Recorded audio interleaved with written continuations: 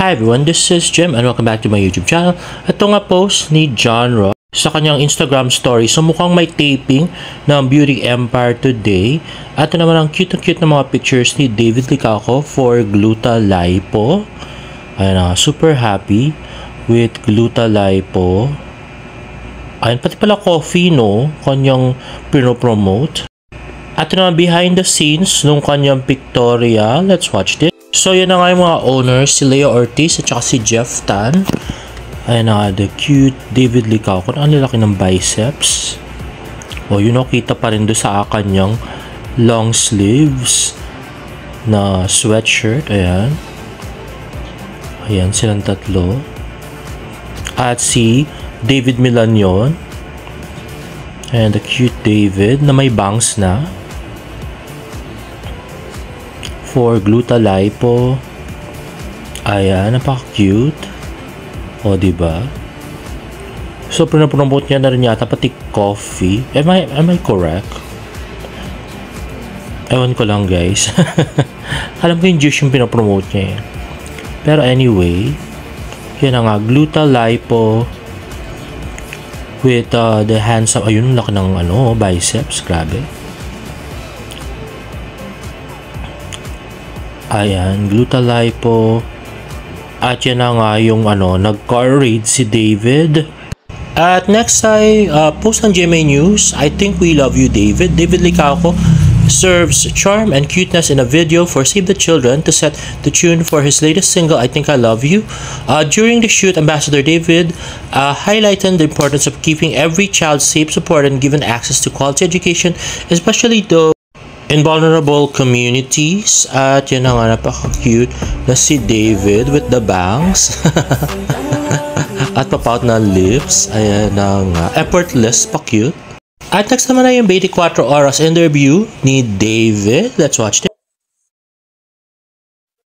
Fresh from Hong Kong, back in Manila na si pambansang Ginoo David Licauco na back to work bilang ambassador ng Save the Children Philippines. Ngayong malapit na ang pasukan at nagsimula na rin ang tag-ulan, dapat daw siguraduhin ang kaligtasan ng mga bata. Alam naman natin na ang Philippines ay typhoon-prone na bansa. And alam din natin na ang mga bata ang pinaka at risk.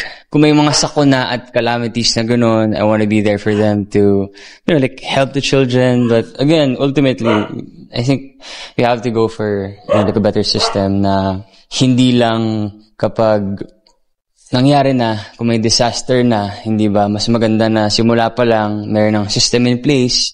Bago yan, nagpasaya ng mga OFW sa Hong Kong si David sa Kapangyawan Friendship Festival 2025 na bahagi ng pagdiriwang ng Philippine Independence Day, katuwang ng GMA Pinoy TV, GMA Live TV at GMA News TV. Nagpakilig din ng Global Pinoys doon si David sa kanyang performances. Game rin siyang nakipag-selfie at groovy. For an artist to fly to Hong Kong and be a source of happiness, even in just, minutes, di ba? Malaking karangalan yun sa akin. I'm just really happy na, seeing all their faces na happy. Soon ay babalik na rin sa pag-arte si David para sa isang teleserye. We start taping this July, so I have to prepare for that. And I'm really, really excited because it's something new to me. Looking forward nga raw siyang muling makatrabaho ang ka-love team na si Barbie Forteza. Nothing is set in stone, but we are both hopeful that we get to work together again. For now, happy and proud si David for Barbie na bibida sa upcoming GMA Prime series na Beauty Empire. Everything she has been doing now, not even sa acting side, but also her being in that, self-improvement state, she has been working out, she has been jogging, which hindi naman niya ginagawa noon, hindi ba? And mas marami na siyang time ngayon sa sarili niya. I'm really happy for her. Aubrey Carampel, updated to showbiz happenings. Teka, di ba yung kay Barbie si Lar ang nag-interview, tapos kay David si Audrey Carampel? Paano yun? Sila hindi magkasabay nag-shoot? Ganun ba yun? At ito pa yung napansin ko, no? Sabi ni David, mag-shooting siya next month ng teleserye, pero gusto niya makawork si Barbie but nothing is set on stone. So, medyo confusing yon kasi si Barbie meron na siyang teleserye, papalabas pa lang siya ng June, at sa July naman ipapalabas sa GMA7. So, imposible naman gumawa ulit agad ng teleserye si Barbie at pag-taping ng July na bagong teleserye. Hindi naman siya lang yung artista ng GMA, di ba? So, palagi ko Beauty Empire pa rin yung sinasabi ni David, no? Bawal palang sabihin, ganon. At next naman ay post sa FB ng Pinoy History ang kwento ng isang ina na inilaban hanggang sa huli ang kanyang mga natitirang anak na nagka-cancer din. Ang kwento na nagpaluha sa lahat ay isa sa pelikula na sinasabing si Snooki Serna ang gaganap bilang ina at inaantay na lamang ang konfirmasyon ng kampo ni Alden Richards. Nakatakda ding mapasama sa pelikula sina Ruru Madrid at David Licauco para sa MMFF 2025. So, actually bago tong news na to, no, ngayon ko lang siya nabalitaan at parang ang dami namang entries ng GMA kung kasali din to kasi alam ko yung ginagawa ni Bea Alonso na pelikula ay MMFF din. Tapos Moments of Love ay MMFF din. So, pati ito, diba? 3 entries ng GMA. Ganun ba yun? Okay, at post nga ni Miss Ivy Dalisay, David nag-visit sa OWA office sa Hong Kong. Ayun na nga. So, nag-speech nga si David sa OWA office sa Hong Kong. At, yun na nga, the very cute David Licauco. At next ay post si David Licauco, new menu, Kuya Korea, SM Clark, SM Manila, and Araneta Center. Ano yan? This one is chicken, actually, inspired to by Racing Canes. Kasi super fan ako ng Racing Canes. Na medyo, syempre, may Korean ano pa rin, di ba? Gochu pepper yan. Yan mo. So, may rice na, daming sauce. Kimchi pa. Ako mahilig ako sa kimchi, so ginaganito ko talaga. Pero mo. Ay, hinahalo mo? Ha? Hinahalo ko yan. Yeah. Tum na ako. Let us see. See? Pwede ng kimchi, ha? Okay.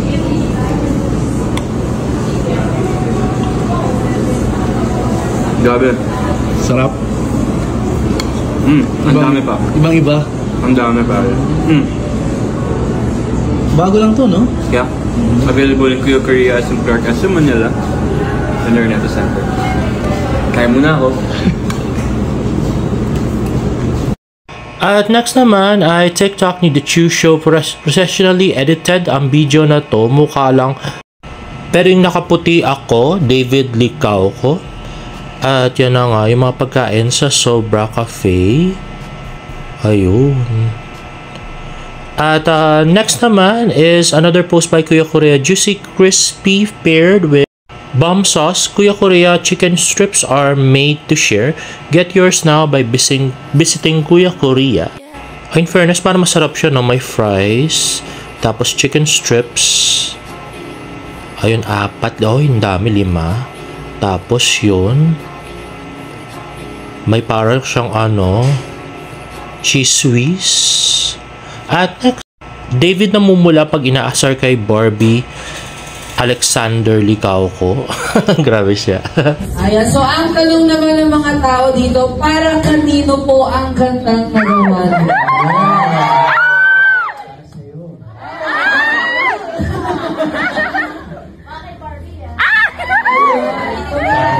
Para sa ating lahat.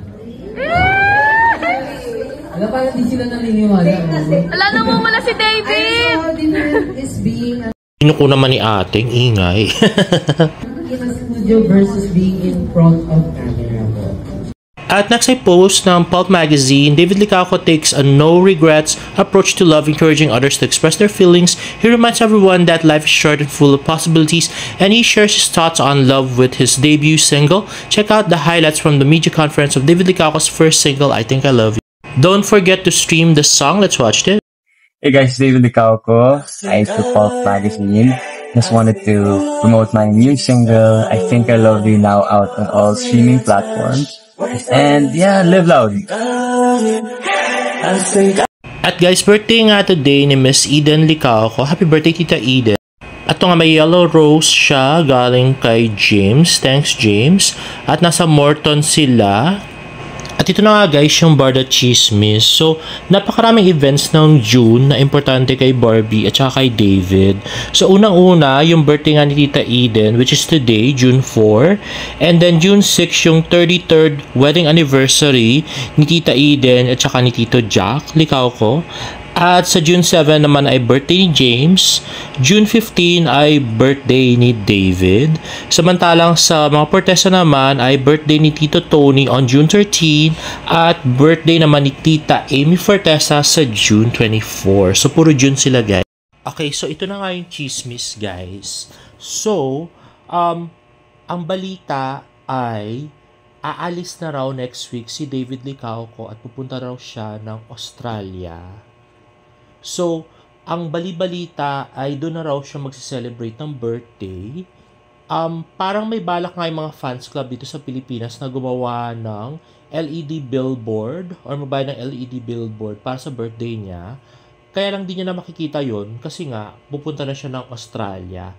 At ang bali-balita pa, ito raw Australia trip na to, ito yata yung sinabi ni Dustin Yu na isasama niya si Bianca De Vera. Samantalang si David naman daw ay isasama niya ang kanyang baby.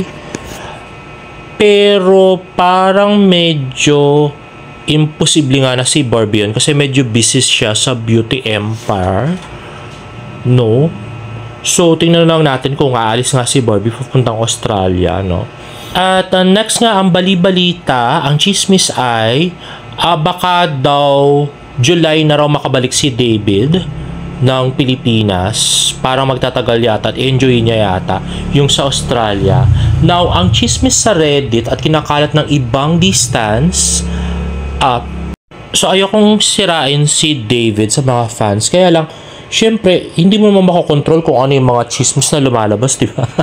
So, sabi nga nung sa Reddit, yung Balesin girl daw na kasama ni David ay isang balikbayan galing Australia. Kaya daw yung pictures ni David na may champagne sa beach, di umano ay kasama dyan daw yung girl daw na base sa Australia. So, ang bali-balita pa daw ay nagbalikbayan lang daw yon para magbalesin sila ni David. At di umano ay nagpunta rin daw sa lamay nung lolo ni David. So yan ang aabangan natin. So sana may makakuha nga ng pictures pag nagpunta si David ng Australia. So medyo imposible nga kasi nga abroad na yun, no? Grabe. So hopefully nga ay si Barbie talaga yung ano niya. Yung kanyang iniirog at walang iba, no? At sana nga mali yung mga dista na nagpapakalat nito at yung sa Reddit.